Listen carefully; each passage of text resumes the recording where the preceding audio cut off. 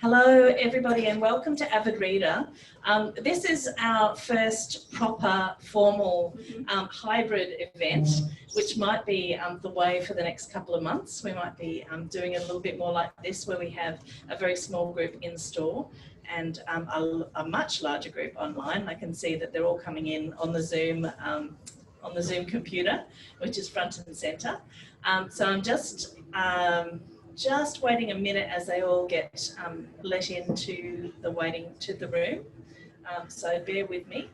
And imagine, if you will, if you're online now, imagine that you are here with us at Avid Reader on the back deck.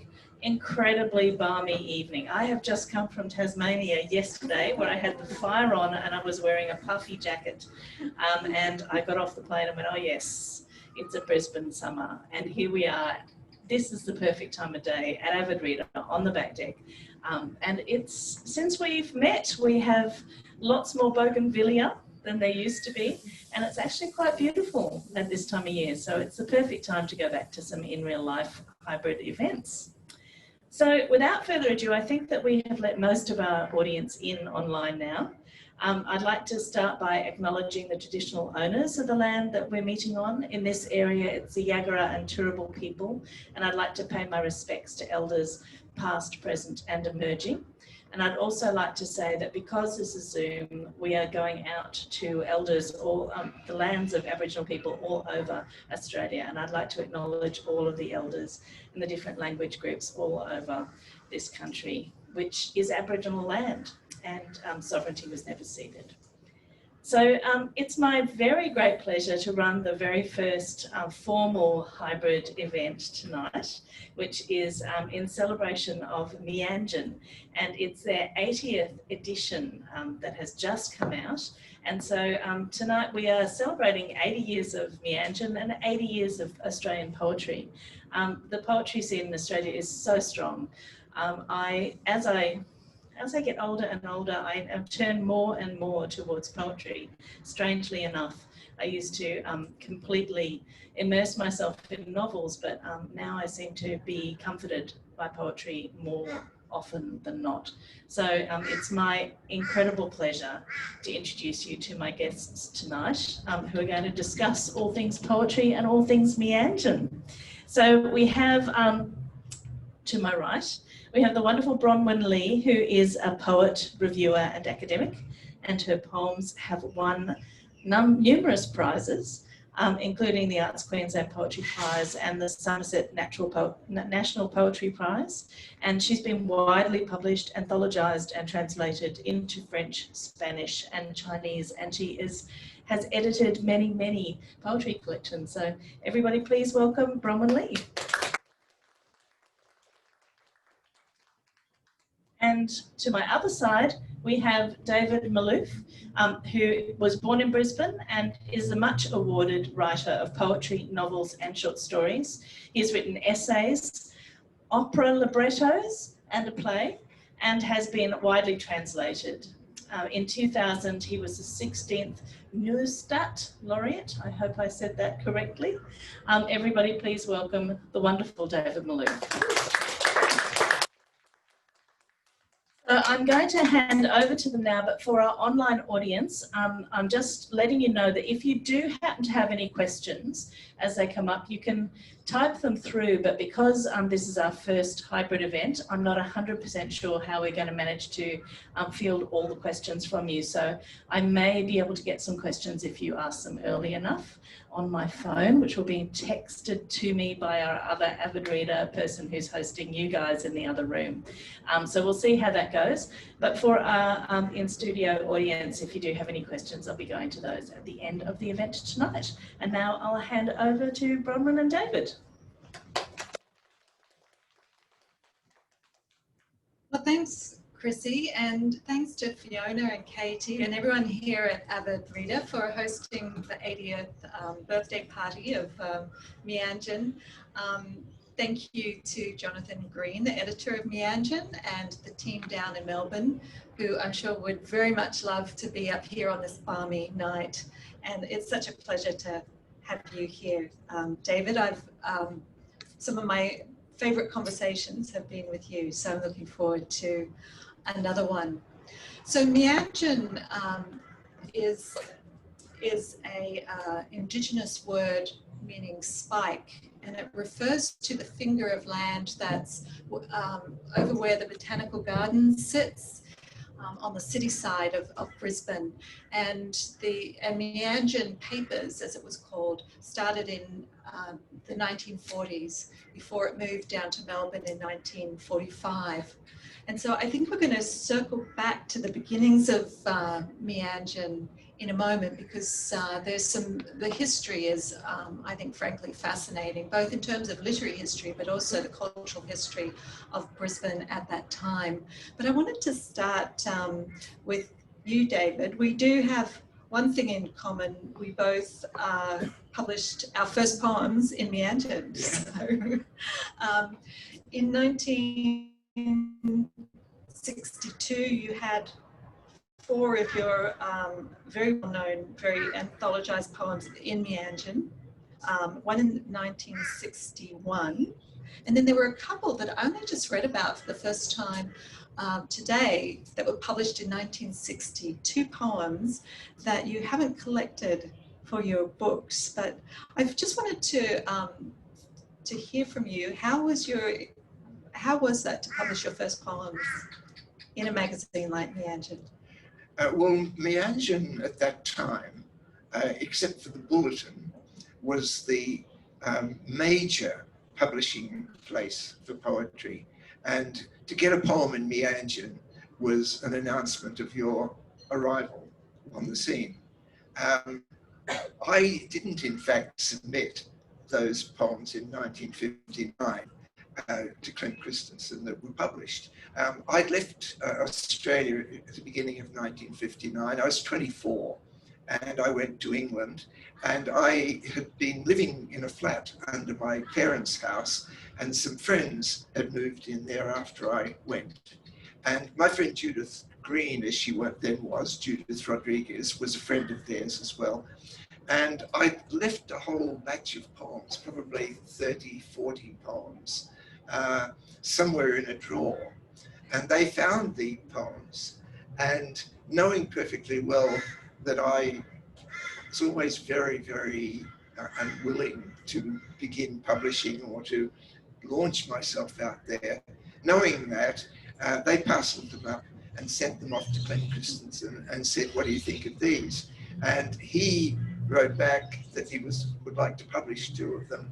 And so Judith wrote to me in England and said, "Look, Meanjin want to publish these 2 poems, can they do it?" And that's how I first got published. But it was the right place to be published. I didn't ever republish those poems, and I've certainly never collected them, because all of the poems I'd left were poems that I thought were juvenilia and that I, had finished with. Some of them were finished, some of them weren't, but I'd finished with them. And so the poems that were published 2 years later, in 1962 in 4 Poets, with Judith Rodriguez, Judith Green, and Rodney Hall, and Don Maynard, and all of those poems were written in England between 1959 and 1962. So the other ones were ones that I'd abandoned, but they're still there. If you put a poem out there, it's there. They're online. So you also published some early poems in Galmara, which is a student magazine out of the University of Queensland. Yes, yeah. And in a student magazine, which I'd started with a couple of other people in the English department, called Arrow. And I published a few poems there, and I published a few poems in Semper Floreat, the university newspaper. But they were just sort of, that wasn't publishing, if you know what I mean. Meanjin was publishing. Yeah. Well, let's circle back, as I said, to the beginnings of Meanjin. 1940, Clem Christensen was the editor, and helped along, I think, in an unpaid capacity by Judith Wright, who was assisting with the journal. But in its early days, it was publishing just poetry. Yes, they began as something really I would have thought quite new then, which was just simply a poetry magazine. And the poet, one of the poets who was in on that and who had a reputation which lasted for quite a long time, and you'd still find poems of his, I think, was somebody called Paul Grano. But the poet, of course, who would emerge there was Judith Wright. And actually, there was the other poet who lived, important poet, who lived in Brisbane at that time, was John White. But mostly, those people in that generation, they published in the Bulletin. And the Bulletin was poetry edited by Douglas Stewart, and Douglas Stewart ran Angus and Robertson. And so there was a kind of very, very tight bond between the Bulletin magazine, which published a poem every week, and you went on then to publish with Angus and Robertson. The Meanjin people, the people who published there, were really people who were of a later generation coming along. Somebody like Gwen Harwood, for example, I would have guessed first published in Meanjin. And the interesting thing about that was that by that time, Meanjin was, after 1945, had moved to Melbourne. And Melbourne at that point, from that point on until the early 60s, was really as much the centre of Australian poetry as Sydney. So it was Meanjin as one centre and the Bulletin was the other centre. And when we were talking earlier, I mentioned Meanjin started in 1940 and you said, oh, before the Japanese War. That was started. Yes. Well, Clem Christensen, its first editorial was in December 1940. So the war would have been on for 2 years, but the Japanese were just about to bomb Pearl Harbor the year later. And at that point, they were still publishing poetry, but they also published some prose. And the people who were the centre, really, of literary life in Brisbane, but also the centre of literary life in the country, were Vance and Nettie Palmer. And Vance Palmer wrote a piece in March 1942 for Meanjin, which is, I think, one of the great turning points in Australian culture. It's an amazing moment at which everything changes. And that comes from this piece written by Vance Palmer, in which, with the certainty that the Japanese were coming, he said, we have been here for nearly 150 years now, and we've settled, but what have we made? And if the Japanese come and destroy all of this, what are they destroying? Have we made anything that is a great loss? And that should make us, at this moment, ask ourselves, if we get out of this, what are we going to do in the future? I'll just read that piece because it is such an extraordinary piece. This is just a quotation from it. The next few months may decide not only whether we are to survive, but whether we deserve to survive. As yet more of our achievements prove it, at any rate, in the sight of the outer world. We have no monuments to speak of, no dreams in stone, no Guernica, no sacred places. We could vanish and leave singularly few signs that for some generations there had lived a people who had made a homeland of this Australian earth. A homeland? To how many people was it primarily that? How many penetrated the soil with their love and imagination? If Australia had no more charter than could be seen on its surface, it would be annihilated as surely and swiftly as those colonial outposts white men build for their commercial profit in the East. Pretentious facades of stucco that looked imposing as long as the wind kept from blowing. But there is an Australia of the spirit, submerged and not very articulate, that is quite different from these baubles of old world imperialism. And then he goes on and says, that's what we have if we do survive to discover.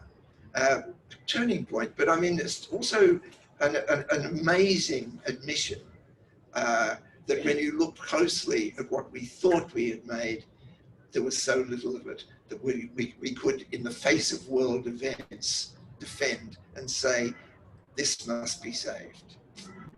But that's Meanjin, and that's an extraordinary moment, I think. Yeah, so 1946, Meanjin's moved down to Melbourne.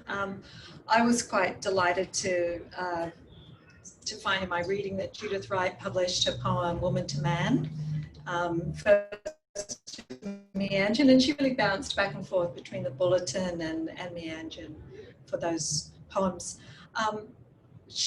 Judith Wright eventually moved back to New South Wales, but she lived many years in Queensland. But so many Queensland poets, well, are from here, but left. Yes, look, the thing that has always been difficult about Queensland is that business of people moving. There was a time, around the time when Meanjin founded itself, when it looked as if for the first time Queensland writers, painters, actors were going to stay put. And that was increased because when the Japanese invasion of Asia did happen, the population of Brisbane doubled almost overnight and was double that again by 1945. But that population consisted of British, Dutch, but mostly American servicemen, some of whom passed through Brisbane on their way north, but most of whom were stationed in Brisbane. And at the same time, a very large number of Australians were also stationed in Brisbane. People who were poets, people who were writers, painters like Charles Blackman and Donald Friend. And that is part of what fed Meanjin in that early time, was the presence of all of these creative people who were here because of the war. And that's particularly true of the Americans. There's an open dialogue between American poets who are stationed here, like a very famous one who was at that time regarded as the coming American poet. He was called Carl Shapiro. He didn't quite make it. After a couple of volumes, he more or less disappeared. But he was in Brisbane, a socialist poet called Roskolenko. Those people were here, and it was part of their dialogue with local poets that got Australian poetry moving into the modernist world. So it was an important moment there. And then, of course, the war finished and Brisbane went back to being what it had always been, a very quiet place. And as soon as you could get out, you got out, but you did not go to Sydney or Melbourne. You went to London. So almost all the people who left Brisbane went straight to London. They had no belief that Sydney and Melbourne were anything more than larger and noisier versions of Brisbane. Yeah, and looking back through the pages of Meanjin, there were quite a few international writers too of note that were published, and some of them were just starting at the time. So Anais Nin, the French author, was published in Meanjin before she was very popular, I think. Ezra Pound published his Canto 90 in Meanjin, and a number of Dylan Thomas and a number of prose writers as well. So there was that reaching out into the international circle of writers as yes. well. Was that after the war was finished, or still during the war? That was after the war, 1955 for Ezra Pound. Yes. Well, look, Melbourne was at that point, as I say, a very, very lively place, because there was all that outburst of poetry in Melbourne from people like Vincent Buckley, Chris Wallace Crabbe, and Aaron Simpson, Bruce Dorr eventually. You know, that was a whole outbreak of poetry of a kind we hadn't quite seen before, because it's not like the Bulletin School at all. The Bulletin School is mostly very, very much based in Australian landscape and in Australian events, and one more so than with Judith Wright. I mean, looking at the first poems in that first book of Judith Wright's Moving Image, it's just astonishing the extent to which she has immediately written kind of iconic poems about Australian life and Australian events, Bullocky or Bora Ring or the Old Prison or Niggers Leap, New Zealand, New England, which I read just last night actually. Amazing poems. But all of that poetry coming through the Bulletin was really, really following on from Slessor, or from the side of Slessor that was Australian. The Melbourne school was much more international and much more intellectualized, and they were already responding to what was happening in other places. And Meanjin became the repository of that kind of tradition, as opposed, I would have said, to the Bulletin. So it doesn't surprise me that they would have wanted, as a context for all of that, to publish writing from overseas. Yeah, it's interesting. We were having a talk earlier about the role of literary journals, and I think the traditional way of looking at it is that poets will publish a poem in a journal and maybe to test it out and see how it looks in print and get a feel for it, and maybe someone will read it and give some feedback, and then might get edited, the title might change, and then it gets collected into a book.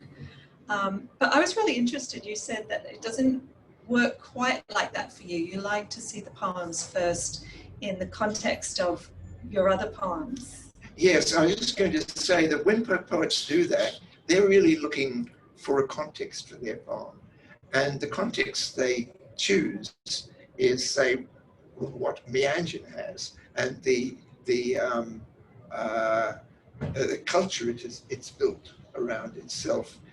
I've never kind of trusted that, or never perhaps liked taking the risk of exposing one of my poems to that.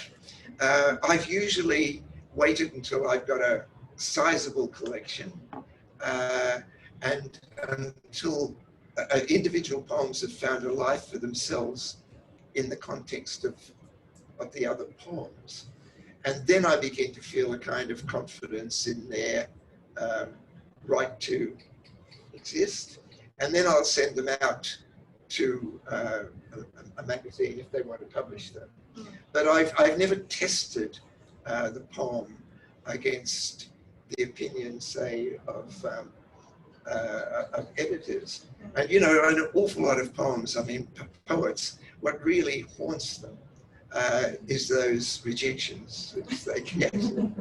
And so I've waited mostly, you know, until the poem has found a publishing place beforehand, so that I've never had to face the test of the rejections. I think I love a good rejection. I think it. Sometimes I wish more of my poems had been rejected. Well, the good thing about that is, you know, if you're dealing with an editor you really trust, you often get very, very, very good feedback. And a poem which is 80% okay can become 95% okay. You know, if a good editor first rejects it, but suggests ways in which the poem might find itself. Yeah. Well, that's I had the pleasure of working with you on your selected poems, as well as typewriter music with the new collection.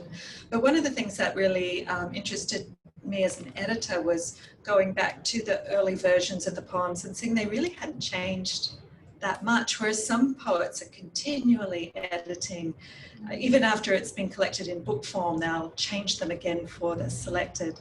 But that explains a lot of why your the poems as printed in journals are really similar to the collected form, because you feel that you've already sort of solidified.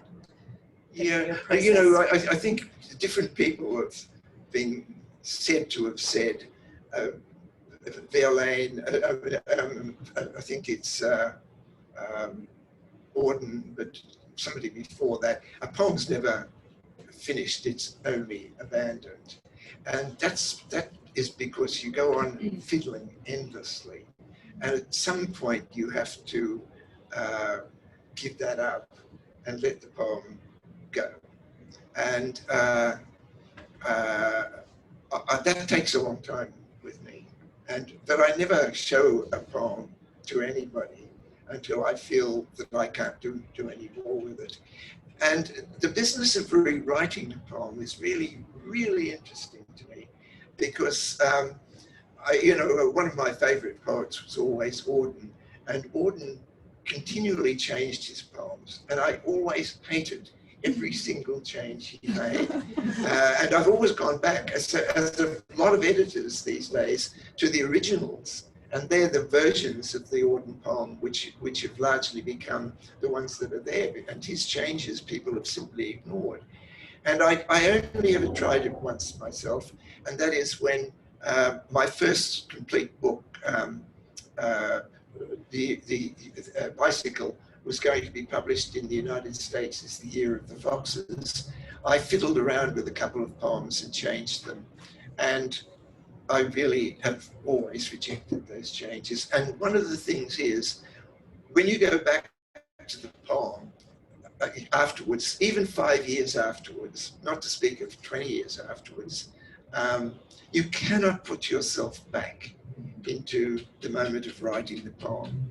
And that you cannot put yourself in touch with the same kind of energy there was in that. So the changes may be a bit more sophisticated. You may have taken one or two awkwardnesses out of the poem, but at the same time, it destroys some of its energy. So, you know, I say, okay, with their faults, I will always republish poems as they were when I first published them in a book form. Yeah, I really appreciate that. It's a poet I won't name, but very, very good poet who I admired a lot, asked if I'd publish his selected poems, but he'd rewritten them all, and I was like, just let the young man's poems live. But yes. he was embarrassed by them. Yeah, well, I think you've got to eventually say to yourself something that it took me a long time to kind of formulate, and that is, it came about for me with a novel. And what happens these days is something that never happened in the old days, is that when you have a novel, I'm speaking of publishing in England, the publisher now sends that out to be published by somebody who does copy editing, you know, as a job. Before that, it was always done in-house. And the last book I got things back from, the editor had made about 25 suggestions for changes. And I looked very closely at them. And about six of them were really very, very good. You know, it told me that I'd mistaken something about the way a reader might read things, and I could restore that to get what I wanted them to see. And I wrote back to the copy editor and said, look, thank you for those things. It's very valuable to me. Almost all the other things, I can see why you make the suggestions you do, and it could certainly go that way. And I can see that you wanted it that way because you see the sentences as awkward. But that awkwardness is mine. And awkwardness is one of the only things that a writer has which is unique. So the last thing in the end you want to destroy is what other people will see as awkward, but which for you is your way of putting it. And that's just so important. Yeah. I was thinking too of Neruda, the Chilean poet, who was talking about how he didn't want to have his poems published in the literary pages. He only wanted them in the news section. And I mean, I love that idea, and I sometimes wish, even in our newspapers, that we didn't have literary sections, that it was all just jumbled up.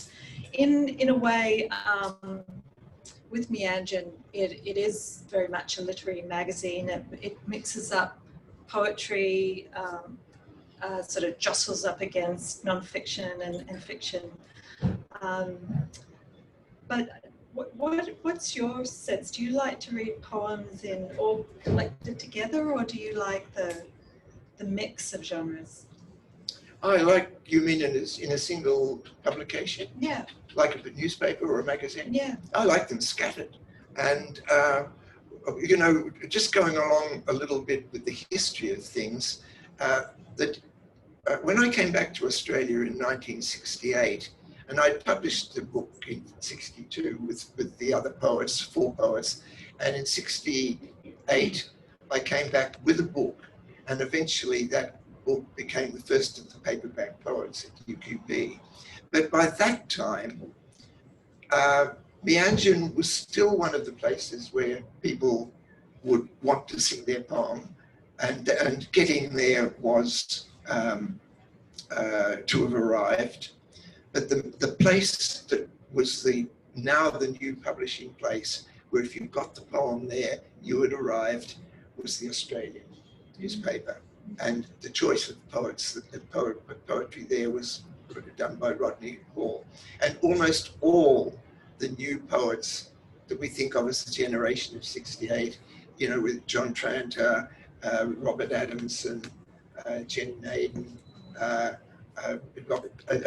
Michael Dransfield, Jan Hurry, all of those people published their poems first in the Australian.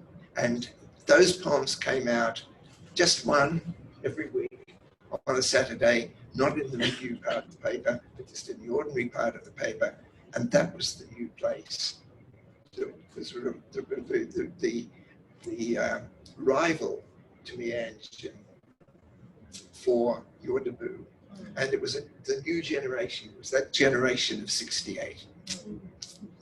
So one of the briefs for the 80th birthday celebration was asking poets to look into the middle distance. So what do the next 80 years look like? And that brief went out before 2020 really took hold of our imagination and reshuffled everything. But it seems to me poetry's had a long tradition of curating the past. You know, it has a museum function of holding memories and curating them, but also that prophetic side of looking into the future.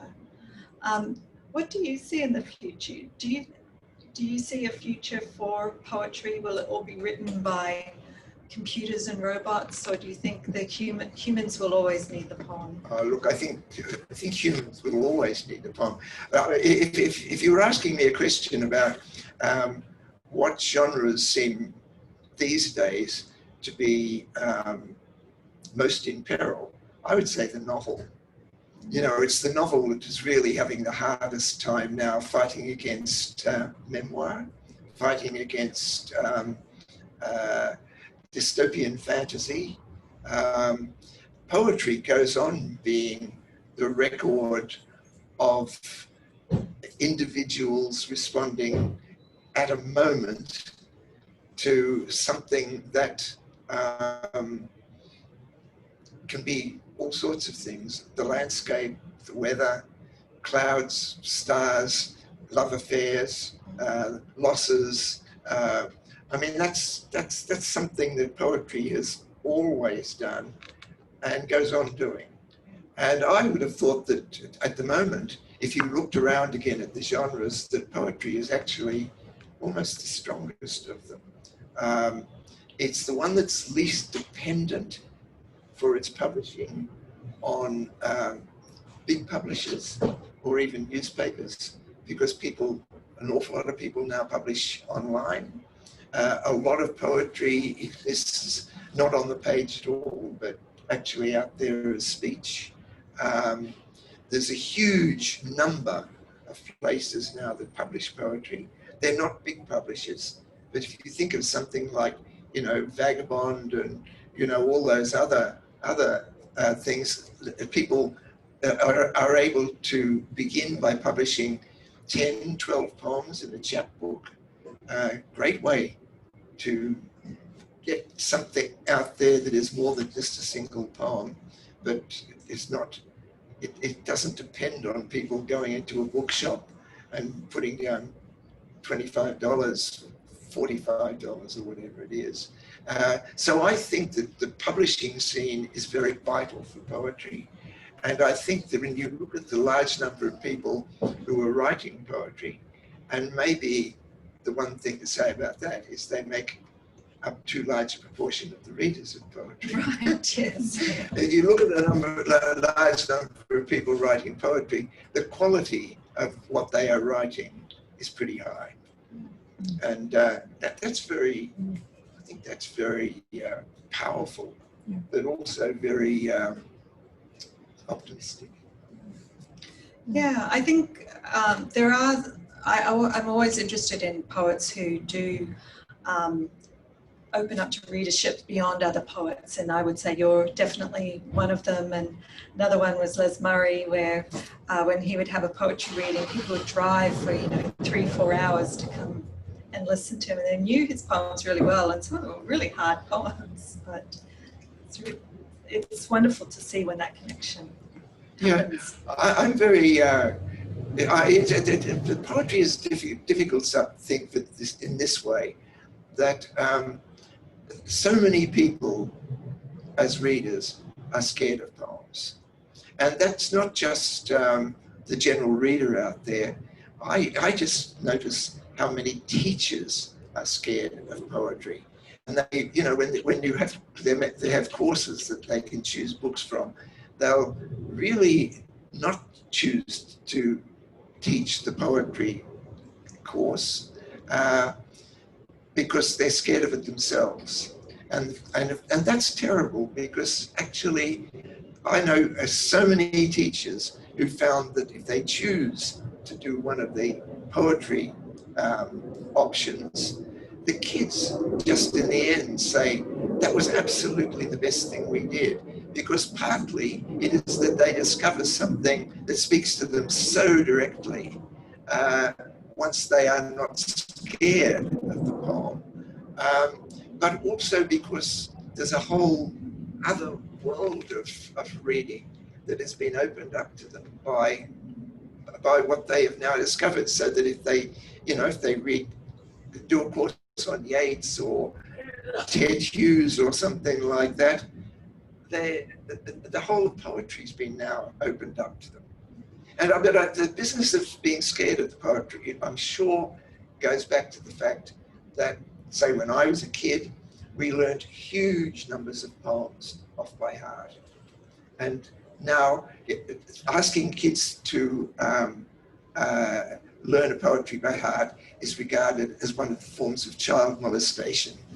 And I mean, that's just ridiculous, because kids actually really love the power they get from having the poem in their head and being able to recite it and listening, but also what's happening, and they don't realize it. I'm absolutely convinced that something like 80% of a poem's effect and meaning lies in the sound. not in the strict meaning at all, but in the sound. And if you get that sound in your head, you've understood an enormous amount of the poem, and you feel empowered by that. Yeah. I was just thinking, as you're speaking about E. Cummings and some of his Oh, poems yeah. that are beyond logic and reason. Anyone lived in a pretty hard town. With anyhow. Up so something, many things down. Yeah. But it's such a pleasure to say, isn't it? Yeah. And children know that from nursery rhymes. From nursery rhymes, yeah. But for some reason we think, oh, suddenly that's a form of torture to inflict it upon it. But well, it's often regarded as a punishment. Mm. You know, they're sent away. They don't write lines anymore, which they used to. They're sent away to learn a poem. Yeah. But I'm a great believer in memorizing poems and carrying a library around inside either your head or in your bloodstream, and just where you memorize a poem and you think you get it, you think you understand it, then something happens to you and it just bubbles up to the surface and it's like, oh, that's what they're talking about. Yes. And if you didn't have it inside you, you would have missed that whole experience. Well, you also know in writing a poem how much of the poem is led by cadence or rhyme or a certain kind of rhythm. And so, you know, it begins in the writing. So it must also begin in the reading. Well, I will have to say in defense of teachers that in teaching poetry at UQ, students who come in are really quite enthusiastic about poetry in a way that I didn't see a decade ago. So I think it's changing. It's changing. Yeah. Are we good for questions? Yeah. First from the audience here, or have you got something? Oh, okay. So All right. I'll just I'll stand to one side here. So this is our online audience has already started sending some questions in, and one of them has been, oops, on the wrong thing. Poppy has said, do you think that it's time we had a national poet laureate in Australia? What do you guys think? You go, David. Oh, I don't care for poet laureates. I mean, the Americans actually have a poet laureate, and they choose one, you know, and it's a nice gesture to make, but I don't think it matters. And if it means that the poet laureate then has to write terrible, difficult poems for occasions like royal weddings or deaths of prime ministers or something, save us. What he said. Okay, so not anytime soon, I'd say. And Domino says, David, do you have any poems published in Meanjin that you particularly like and remember, and why is that? Oh, well, the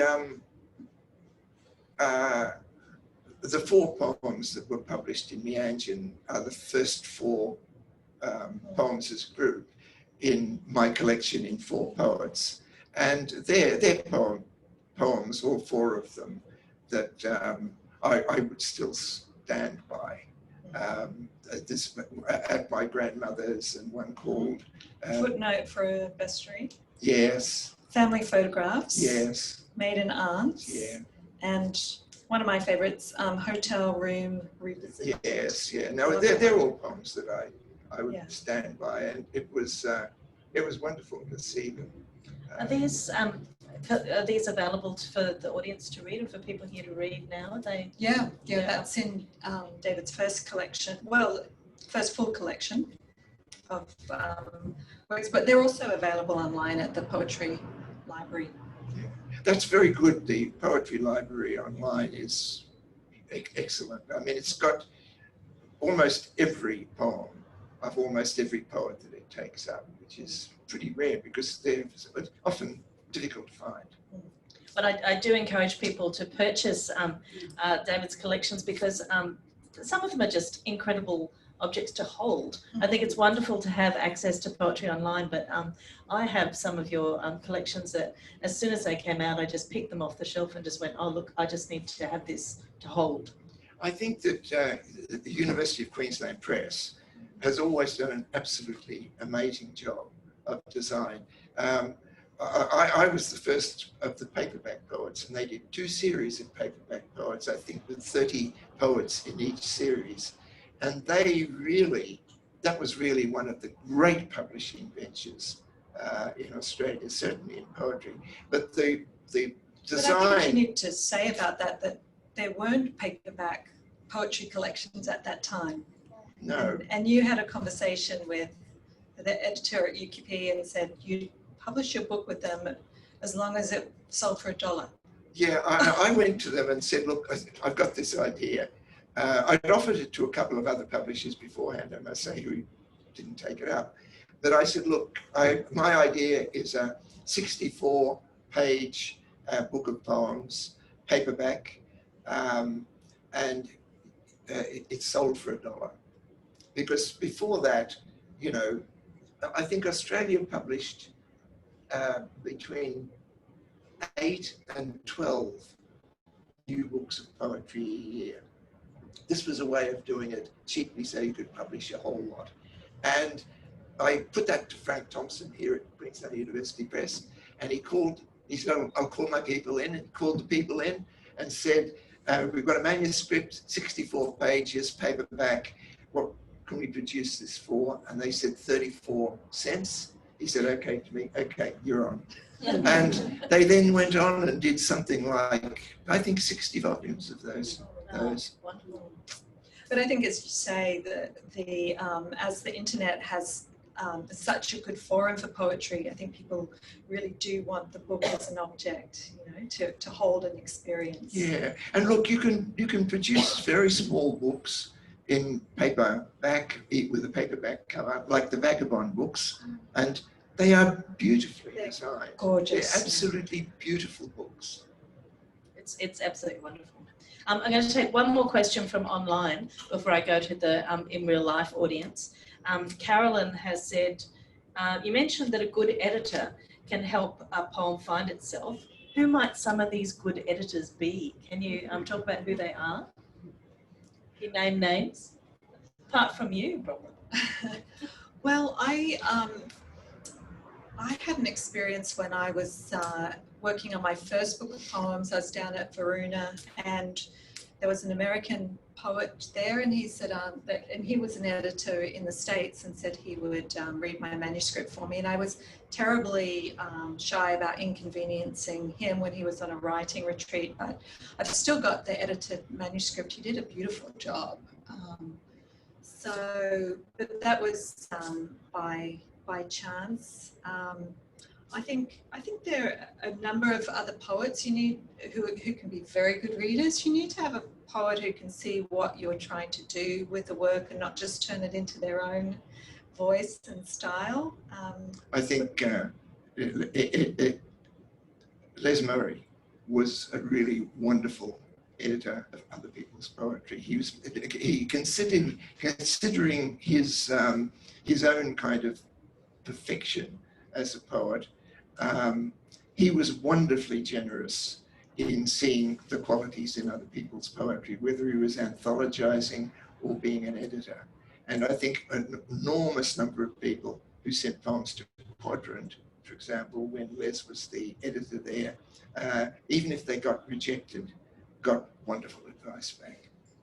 And I'm going to shout out to Felicity Plunkett, who edited my collection, because she was incredibly gentle. I was so used to Mandy Brett, who edits my novels, who's, you know, basically you have to get your boxing gloves on to get in the ring with her. And Felicity was so beautifully gentle. It was just such a lovely experience. Anyway, now, audience, anyone here have any questions? We do have more online ones, but if anyone here in real life wants to ask a question. Yes. I'll just yeah.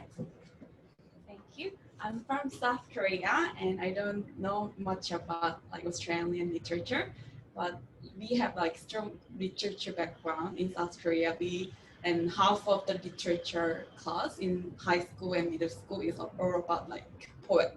So I believe like our like award-winning movie or songs are based on the strong like poetry background, and I like the poet which convey the history and a lot of, as you mentioned, like when the Japan invaded Australia, and there was a turning point in like poetry, and I really like the poet that convey all the history, and we have to really study the history to understand like the deeper meaning of each poet in South Korea.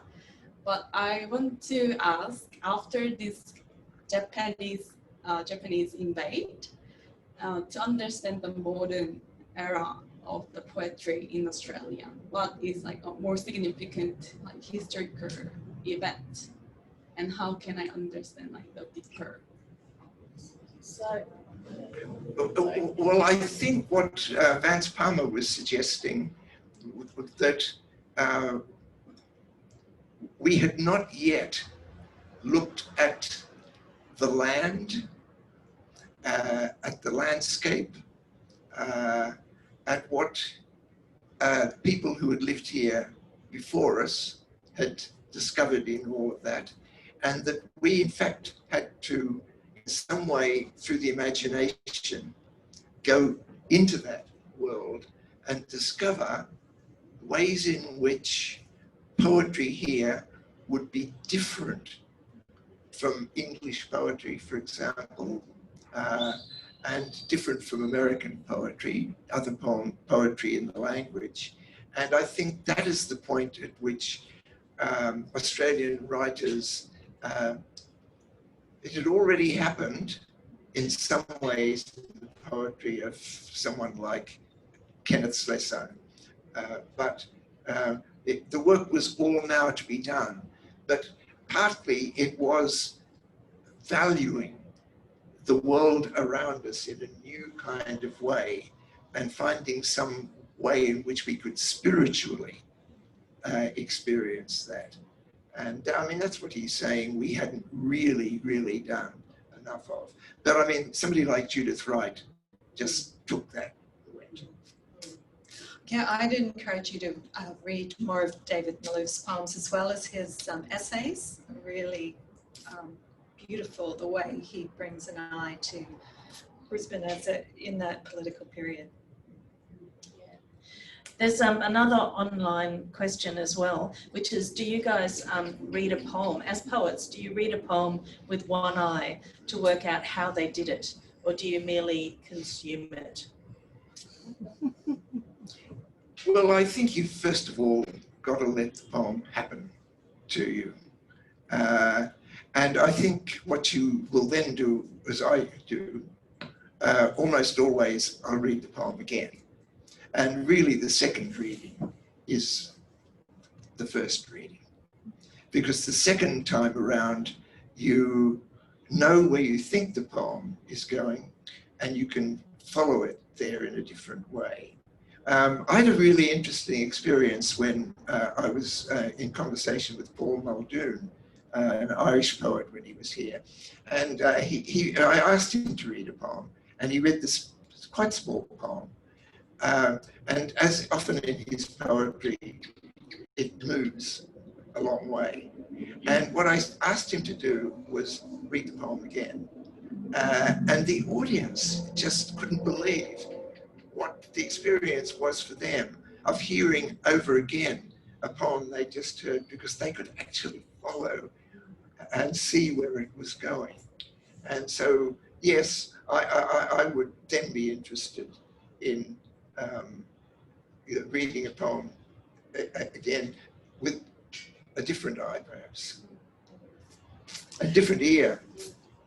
Yeah, I think when I first started reading poetry and novels as well, I would be so consumed in it. I wasn't even aware of there being type on the paper. It was just such an imaginative experience. And then, when I decided, oh, this is something that I wanted to do, I had to teach myself to actually look at how it was made and put together. And there's something that's lost in that experience when you're doing that. But what I've found, and I've read since that it can happen with musicians too, that if you do that long enough, that becomes pleasurable in its own way. So it's kind of both. It's half in the experience, half appreciating how it's made. And yeah, I've got to the point where that doesn't feel a distraction, but rather an enrichment. You know, I've been very impressed by what we get each week in the Australian that Sarah Holland has been doing, where she she talks about poetry first, that allows you to understand where she is coming from and where a poem might be coming from. And then there is the poem, and she analyzes it. And I think there are a lot of people who learn a great deal about not being scared of the poem from that and how to read the poem. I must say, I also learn a lot about the techniques of poetry, which I employ without knowing not being as self-conscious about it as Sarah can make you by explaining it. She does a great job. She is wonderful, and her poetry is well worth reading. I just adore it as well. There's a shout out online for Joy Harjo, who's been the Poet Laureate in America for 3 times, and also mentioned that sometimes it can bring, Poet Laureate can bring poetry to people who would otherwise not see it, and that's a very true statement. I think that there's a lot of people who don't naturally lean towards reading poetry, and they would totally enjoy it if they had the chance. So that's a wonderful thing that has done, and that Joy Harjo has done. Absolutely. I think we're coming to the end. There's one more question from the audience here. So we'll just take a final question. 2 things really. The Vance Palmer, it just made me think perhaps he was overlooking the contributions of the Indigenous cultures of our land. The other thing is, I'm reminded of the young writers and artists who associated with Barjai magazine in the 1940s, who looked very much to Clem Christensen and Judith Wright and sought advice from them, from Meanjin papers, but who also made links with Angry Penguins in Melbourne. And indeed, both Barry Reed and Laurie Collinson were published in the O'Malley edition of Angry Penguins. Yeah. The other thing we might point out was that there was another magazine that came along in Brisbane at the same time as Meanjin, and that was produced by the students at the State High School here, and they are exactly those people. It's Charles Osborne, Laurie Collinson, and Barrett Reed, and they were joined by Thea Astley, who went to not Wuthering Heights, it was All Hallows. It was always called Wuthering Heights. But they produced a wonderful magazine called Barjai, and that too is an extraordinary production in a place like Brisbane. But just going back to what you were saying about Vance Palmer, I thought in what he was saying that he recognised that there had been a culture here, and it was the fact that we had not locked into it, and in a way of experiencing it through the land itself, that was one of the things that we now have to do.